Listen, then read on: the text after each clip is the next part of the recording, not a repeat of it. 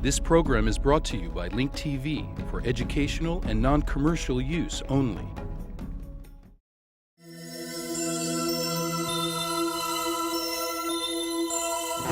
Mosaic, a daily news program from Link TV, presents a selection of news reports from independent and state-controlled broadcasters from throughout the Middle East.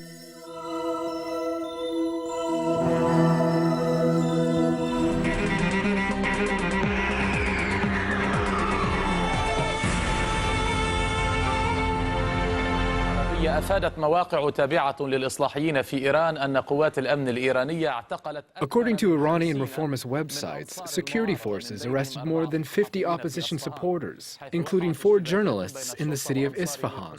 The arrests were made during clashes between the Iranian police and supporters of Iranian reformist leader Mir Hossein Mousavi.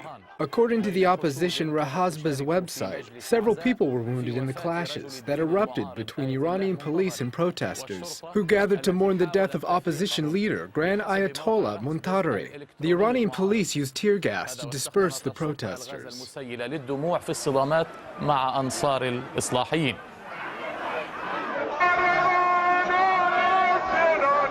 رحيل رجل الدين الإيراني البارز حسين علي منتظري أطلق شرارة جديدة. The death of senior cleric Grand Hossein Ali Montazeri sparked a new wave of violence in Iranian streets.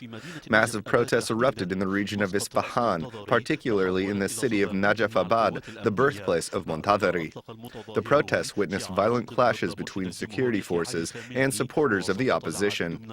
The protesters held banners and chanted slogans against the supreme leader of the Islamic Republic, Ali Khamenei. Several people were wounded in the clashes of Isfahan. In response, Iranian authorities heightened security measures around the capital and surrounded the home of Jalaluddin Taheri Asfahani. Asfahani is a senior cleric who enjoys wide-scale support in the reformist movement and is critical of Khamenei.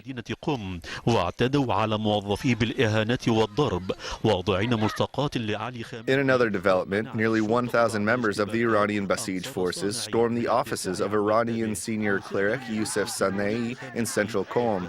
They beat and insulted the employees and published articles in support of Khamenei. An assistant to the Republic's supreme leader, Khamenei, accused the opposition of stirring chaos in the country in an attempt to destabilize the Iranian regime. Mustabed al-Noor, a senior cleric and representative of Khamenei in the Iranian Revolutionary Guards, said that Montazeri, who had served as Imam Khomeini's deputy, was sacked from his position over allegations of abusing his power and meddling in the country's affairs. The deputy chief of the Iranian Revolutionary Guards, Abdullah Iraqi, said that the countries that backed Saddam Hussein in the war against Iran are the same countries that are fueling the post-election protests in an attempt to destabilize the Islamic regime. Meanwhile, the Council of the Cultural Revolution fired reformist leader Mir Hossein Mousavi from his position as president of the Iranian Arts Institute. Mousavi has presided over the institute since it was founded nearly 11 years ago. Mousavi is still serving on the board of the Iranian Expediency Council. Khaled Al-Kashif, Al Arabiya. Our Al Arabiya reporter arrived at the border area of Tayyib between Iran and Iraq, where Tehran plans to build a nuclear reactor. More details in the report by Shakir Awad. The southern Iraqi provinces, especially the ones near Iran, are facing the threat of environmental contamination. Iran plans to build a nuclear reactor near the Iraqi area that extends from Al-Amara province to Basra. Once again, I demand the Iraqi government and the international community. I demand the Iraqi state, led by Prime Minister Maliki, to put an end to the Iranian intervention, which threatens the lives of people in the southern provinces. The Iranian government is trying to redirect the flow of water coming from Iranian rivers towards the Amara Valley in Iraq through the recently built dams. It is likely that the nuclear reactor will be built there. They are building dams to stop the flow of water in the area of Al-Wafud extending to Medina. They completely stop the flow of water. The people of the Amara Valley are concerned because their water has been cut. In addition, the animals in the area have died due to environmental pollution, and it seems that no one knows who polluted the water. When we drink water, we taste its bitterness. We do not know what is going on. We do not even know what is causing the illnesses here. We are really facing a difficult situation. The Iranian nuclear reactor is supposed to be built only 70 kilometers away from the Iraqi territories. If it is going to be attacked by the international community, it will cause an environmental catastrophe similar to Chernobyl. From the Iranian-Iraqi borders, Shakir Awad, Al Arabiya.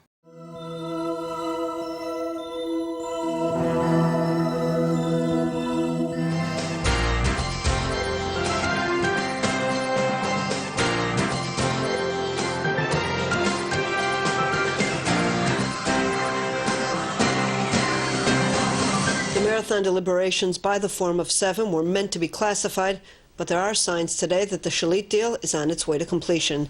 IBA's diplomatic correspondent Leah Zinder joins us now from our Tel Aviv studio with more on the behind-the-scenes moves behind last night's decision.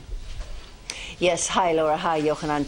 You know, it surprised nobody yesterday when Prime Minister Netanyahu felt ill in the course of the marathon negotiations and had to take a long break from the talks. It's not the first time Netanyahu has shown physical signs of stress when faced with tough decisions, but of course, one's heart must go out to the Prime Minister. He has, after all, built his entire career and his reputation on his tough stand against terrorism, and now he's apparently agreeing to one of the most painful and risky of the long list of prisoner exchange deals that have been entered into by Israel's governments over the years. Netanyahu has been briefed daily on the polls showing that the public approves the deal, but he knows perfectly well that the day after Gilad is safely back with his family and the spotlight moves to the Hamas victory celebrations and, God forbid, the first terror attack, that pendulum will swing back with a vengeance. Well, today, Defense Minister Ehud Barak became the first member of the Forum of Seven to speak publicly on the talks.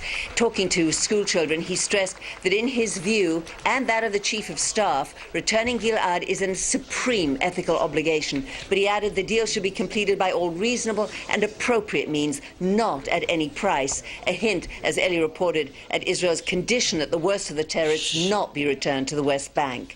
It wasn't coincidental that Barak mentioned the Chief of Staff.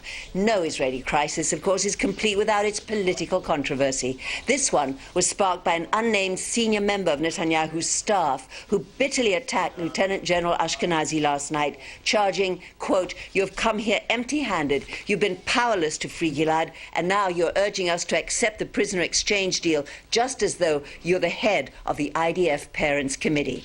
Both Netanyahu and Barak issued statements today supporting Ashkenazi, with the defense ministry expressing its revulsion over that attack. Well, in any case, why am I saying that's political? Somebody's going to be the fall guy for this prisoner exchange deal, and it's not going to be the Prime Minister. Back to you in the studio. A short time ago, IBA's Efrat Batat spoke to Haaretz correspondent Yossi Melman, an expert in Mossad and related intelligence affairs, about the latest developments. We know what the Hamas is demanding. They have been demanding it from day one, 3 years ago. And we know the names. They know the names, the cabinet ministers. They are briefed by the security services and by the various experts. So what is this fuss about? Make a decision. Hamas is demanding most of the worst murderers, prisoners involved in some of the most horrific terror attacks. From a security standpoint, and perhaps this is what all the discussions are about, should Israel be insisting on the demand to deport them out of the territories, or should their identity remain the problem? Well, there is no evidence, precedents showing that terrorists that have been released after many years in jail return to their acts of crime. Secondly, yes, I think it's a sensible request to demand that at least those who are inhabitants of the West Bank would not return to the West Bank. They can go to Gaza, they can go be deported abroad. This is a reasonable, sensible demand by Israel. Do you think there are any chances that Hamas would lessen its demands after receiving Israel's latest response through the German mediator? No. I don't think that Hamas would change its spots, would compromise. There is a very little room for compromise. The margins of compromise are very limited, and Israel knows it. And therefore, it's up to the cabinet to put an end to this saga, to make a decision to release these terrorists that Hamas is demanding. The framework is known. The patience of the German mediator is running out because he's exhausted. He knows that there are very few avenues to explore, and it's about time to bring Gilad Shalit back home. That's the obligation and the commitment of the government. How crucial is a media blackout at this point? Do you think it's necessary to inform the public on all the developments? Well, as a journalist and a supporter of the freedom of expression and the freedom of the press, I would say that I'm always in favor of an open discussion. But truly, honestly, I don't think that the public is really interested in the details, and I don't think it would make a difference. That once the public knows the exact details, he would cry hell.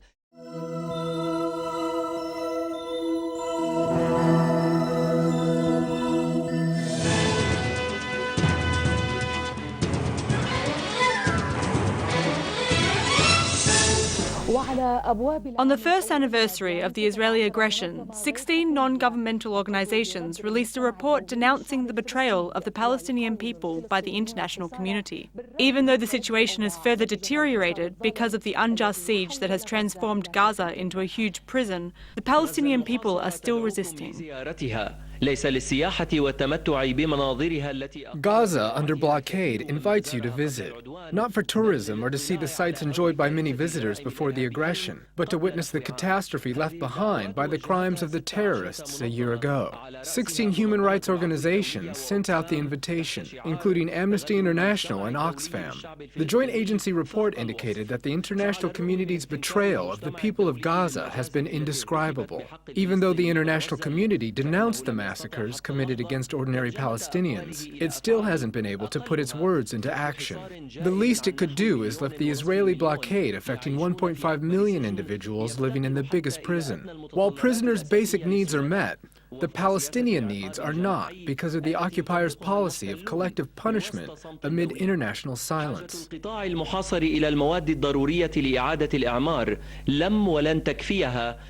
Gaza under siege urgently needs construction materials to rebuild, and the few truckloads that have been allowed to enter the enclave are simply not enough. In addition, the trucks have to go through the occupiers' long screening process, causing the supplies to go bad. The catastrophe did not only affect the infrastructure, but homes, farms, public utilities, schools, and businesses need to be rebuilt as well.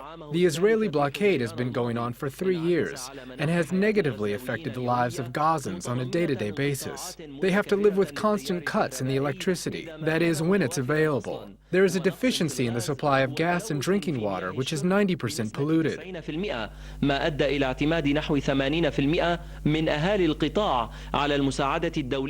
The actions of the occupiers have caused over 80% of Gazans to rely on international aid.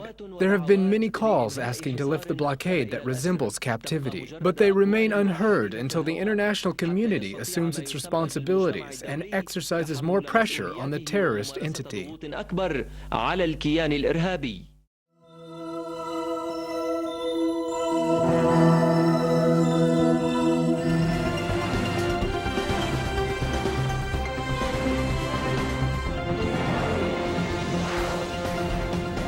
group of 16 leading humanitarian and human rights organizations, including Amnesty International and Oxfam, have issued a new report. They say Israel's continued blockade has prevented real recovery in that region. Press TV asks EU officials to respond to criticism that they have betrayed the people of Gaza by failing to back their words with action. This is what they had to say. No rebuilding, no recovery, and no excuses. That's how 16 leading humanitarian and human rights organizations describe the situation in Gaza in a new report. We have hospitals and schools that continue to be not possible to be used. We have 20,000 people who still can't live in their homes. Oxfam International is one of the 8 organizations which took part in putting together the report. Its release comes days before the first anniversary of the 22-day war between Israel and Hamas, in which about 1,400 people, most of them civilians, were killed. The 17-page document links the slow pace of recovery to Israel's blockade of Gaza. The statistics are shocking. If you look at this last year, 7,400 tuks a month went in. That was what was needed to supply Gaza. Since the operation ended, we've only had 41 across the year. Earlier in the day, during the concluding press conference of the Swedish presidency of the European Union, officials once again expressed their disapproval of the blockade. I think the policy conducted in terms of Gaza is profoundly counterproductive from the Israeli point of view. To which Oxfam had this to say. We've seen a consistent recognition that the blockade has to end, but no follow-up from the European Union in terms of actual actions. We asked EU officials to respond to the criticism. They said they don't have access to all aspects of the negotiations, such as the release of prisoners, which Israel has demanded from Hamas as a prerequisite for lifting the blockade. That is not something that we have been doing the negotiations on. That's done through, as you know, other channels. But Oxfam says that's not an excuse. The EU is at the forefront of efforts to uphold international humanitarian law internationally, but it's not being applied in this particular case. We're asking for consistency here. According to the report, the blockade of Gaza, which Israel started in 2007, has increased poverty, making 8 out of 10 people in Gaza dependent on some sort of aid. The organizations which have worked on putting together this report have also urged the European Union to take immediate action to help secure the lifting of the blockade on Gaza. They say issuing statements is no longer enough. NMI Press TV, Brussels. The international movement in favor of embargoing Israel is picking up in the United States. Various organizations have launched holiday campaigns to persuade American consumers not to purchase Israeli goods. We have Jehan Hafez in Washington with more. For the past 6 years, international efforts to boycott, divest, and sanction Israel has gained momentum worldwide. Here in the United States, the boycott, divestment, and sanctions movement has played a substantial role in persuading and pressuring investors, vendors, merchants, and consumers to reevaluate purchasing Israeli products and services or American companies investing in Israel. Some of the measures taken by numerous BDS organizations this holiday season include a massive emailing campaign listing a number of American brands consumers should avoid purchasing because of their financial ties to Israel. BDS activists and organizations here in the United States are targeting American chains like Victoria's Secret because some of their products are made with fabric produced by Delta Galat Textiles, an Israeli company. The Hang Up on Motorola initiative, organized by the U.S. campaign to end the Israeli occupation, has waged a successful campaign against Motorola and its subsidiary company, Motorola Israel. It is important to pressure a country economically when they continue to break international law, oppress people, create an apartheid system. Code Pink is also engaged in the national BDS movement, targeting Ahava Cosmetics Company for producing its cosmetics from natural resources excavated from the occupied West Bank. Go into stores that are selling these products and educate the customers who come in. Don't buy Ahava. It's stolen beauty. It's stolen product. It belongs to the Palestinian people. The Israelis are stealing it, and it should be illegal. So do you shop with a conscience? Absolutely. I think about how I spend my money, and I think about where that money is going. It's not like to buy stuff that's bought made in the USA as opposed to made overseas. Politically, people are beginning to connect their pocketbooks to the war machine. And if we have a choice about, buying product A or buying product B, if product A is directly tied to a military apartheid regime that is defying international law hour by hour, people are going to think twice. I think that's the only way to affect any change. You get them where it counts. Everybody likes their money, regardless of how much it is, regardless of how much they don't have or whatever, but they all like their money. And if you want change, you affect their money. Organizers say, similar to the global movement against South African apartheid, boycotting, divesting, and sanctioning Israel will have its financial ramifications. BDS members also note, while it does take time, it is slowly working, and through collective pressure, the world, and more importantly, the American people, will see Israeli policies and violations of international law as a system of apartheid and illegal occupation. Jehan Hafez, Press TV, Washington. The leader of Lebanon's Hezbollah movement has warned against Israel's psychological warfare in Lebanon. Said Hassan Nasrallah says Hezbollah will respond to the Israeli campaign against Lebanon. He says Tel Aviv holds military exercises to portray that its army has become more powerful and is now invincible. The Hezbollah leader says Tel Aviv launched a war in Gaza earlier this year to boost its soldiers' morale that was weakened during the Lebanon war in 2006.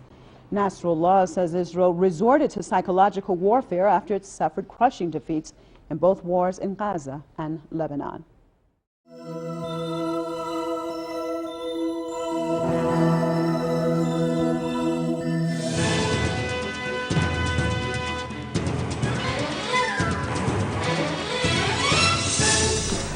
President Bashar al-Assad and his wife accompanied Turkish Prime Minister Mr. Recep Tayyip Erdogan and Mrs. Erdogan on a visit to Atkiya Soleimaniya and Damascus, where they were briefed on the accomplished phases of Atkiya Soleimaniya Mosque's reconstruction project.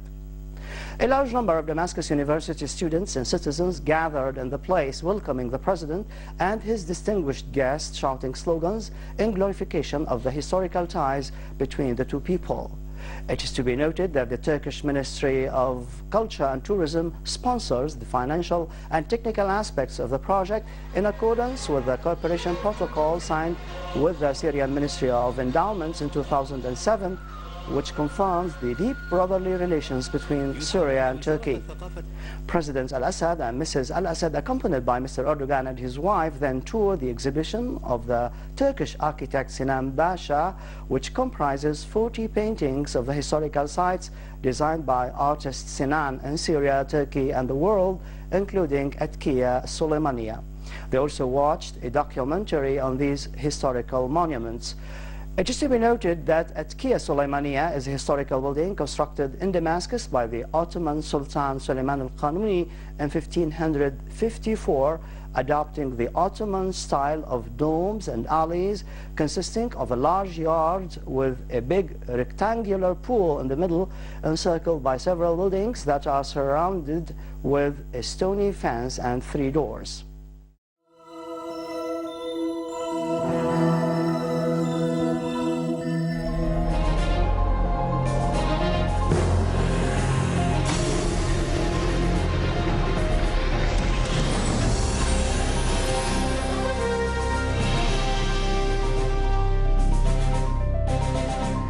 تشهد الأحياء الفقيرة في مدينة ساو باولو أو سان باولو انتشارا متزايدا للإسلام خاصة في Islam is spreading in a poor neighborhood of the Brazilian city of Sao Paulo, especially among young Brazilians of African descent. Muslim youth are using many different ways to spread Islam, including hip-hop. Our reporter Dada Weld Abdallah accompanied what some call the hip-hop Muslim preachers and prepared the following report. كما يسميهم البعض هناك وأعد هذا التقرير. 5 مرات كل يوم يولي هونوري وكيتو وجهيهما شطر المسجد الحرام لأداء صلواتهما. Hanori and Quito pray 5 times a day.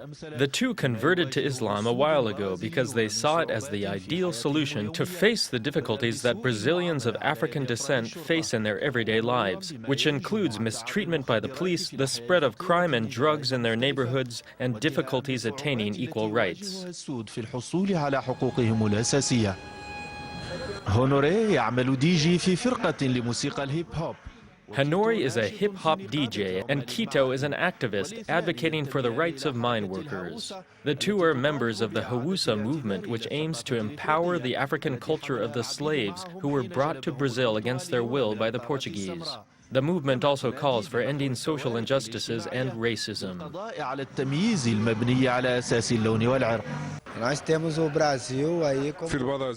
Brazil has the largest collection of black people outside Africa. We demand that all segments of the Brazilian population be represented, especially in important institutions like the Congress and the government, responsible for the policy making and the execution. We are absent from these political institutions.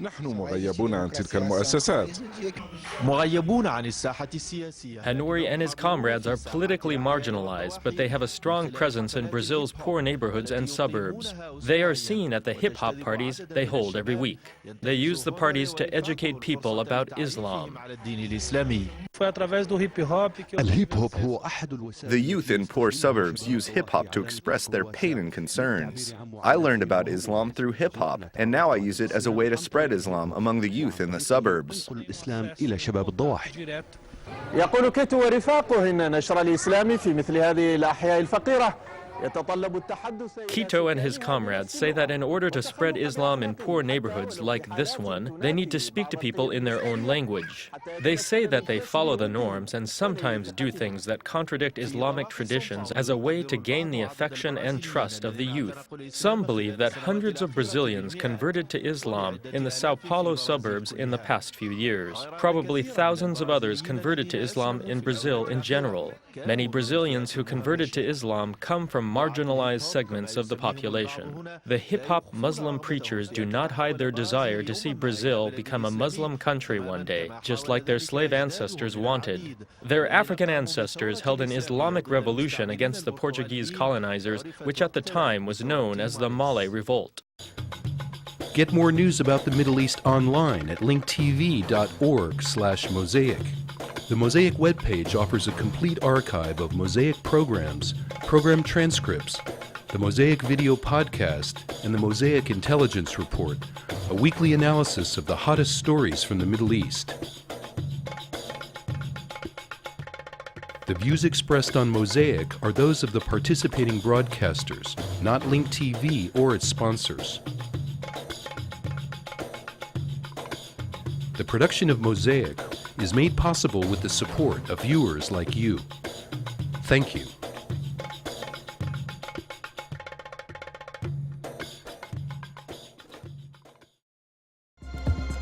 This program is brought to you by Link TV for educational and non-commercial use only. Link TV is the only U.S. network dedicated to global and national news, uncompromising documentaries, and diverse cultural programs. Programs which connect you to the world.